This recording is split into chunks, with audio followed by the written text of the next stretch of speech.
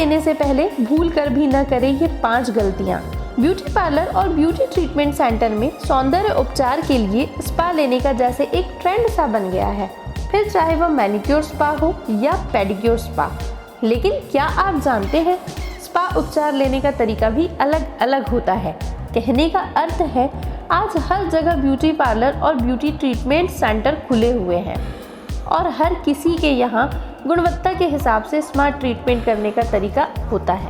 ऐसे में ज़रूरी है कि आपको स्पा ट्रीटमेंट से पहले कुछ ज़रूरी बातों का पता हो, यानी स्पा लेने से पहले आपको कुछ बातों का खास ख्याल रखना चाहिए।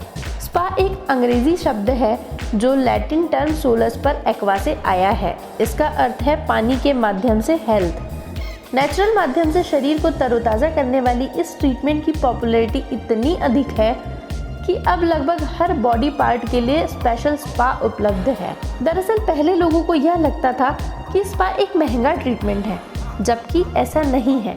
यह एक रिजनेबल प्राइस वाला प्रोसेस है जो बॉडी के लिए कई तरह से फ़ायदेमंद रहता है। हालांकि अब लोग इस बात को समझने लगे हैं। पूरे हफ्ते काम करने के बाद रिलैक्स होने के लिए स्पा बेशक एक बेहतर ऑप्शन है। यह नेचुरल ट्रीटमेंट है, इसके लिए इसका कोई साइड इफ़ेक्ट नहीं है। यही वजह है कि पिछले 3 साल के अंदर इसे facial, manicure, pedicure, foot massage, cream bath और हेयर के अच्छे रखरखाव के रूप में खूब इस्तेमाल किया जाने लगा है। इसमें बॉडी की ज़रूरत के मुताबिक कई तरह की थेरेपीज दी जाती है। स्पा लेने के पहले ध्यान रखें ये बात, आपको पता होना चाहिए कि स्पा क्या होता है, स्पा लेने के क्या फ़ायदे हैं, कब कब आपको स्पा लेना चाहिए, इसके कोई साइड इफ़ेक्ट तो नहीं है, इत्यादि। किसी भी ब्यूटी पार्लर या ब्यूटी ट्रीटमेंट सेंटर में जाने से पहले वहाँ की गुणवत्ता और विश्वसनीयता के बारे में पता करें, अन्यथा आपको फ़ायदे के बजाय नुकसान भी हो सकता है। किसी भी प्रोडक्ट का प्रयोग करने से पहले उस पर लिखे निर्देश अच्छे से पढ़ें और अपनी स्किन के हिसाब से ही उनका प्रयोग करें। कुछ ब्यूटी प्रोडक्ट्स ऐसे होते हैं जो आपकी स्किन को सूट नहीं करते।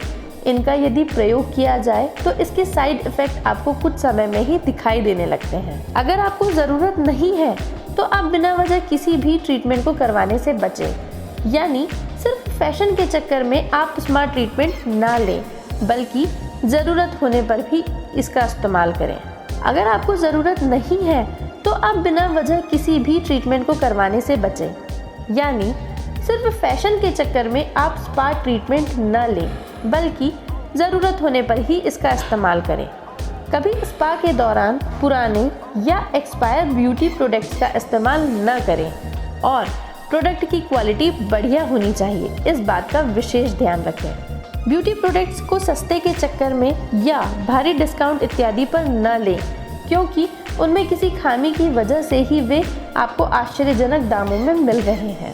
स्पा आमतौर पर तनाव दूर करने और बॉडी को रिलैक्स करने के लिए लिया जाता है, इसलिए जब भी स्पा लेने जाएं तो आराम से, तसल्ली से, बिना बोले बैठें। इससे आपको सुकून मिलेगा और आपका तनाव भी कम होगा। स्पा के दौरान खामोशी बरकरार रखनी चाहिए। ऐसे में आप अकेले ही जाएं तो अच्छा होगा। अगर आप हफ्ते भर की थकान उतारना चाहते हैं तो पार्लर जाने और मसाज कराने के बजाय स्पा में जा सकते हैं। स्पा में न सिर्फ थकान उतरेगी बल्कि आपकी सुंदरता में भी निखार आएगा।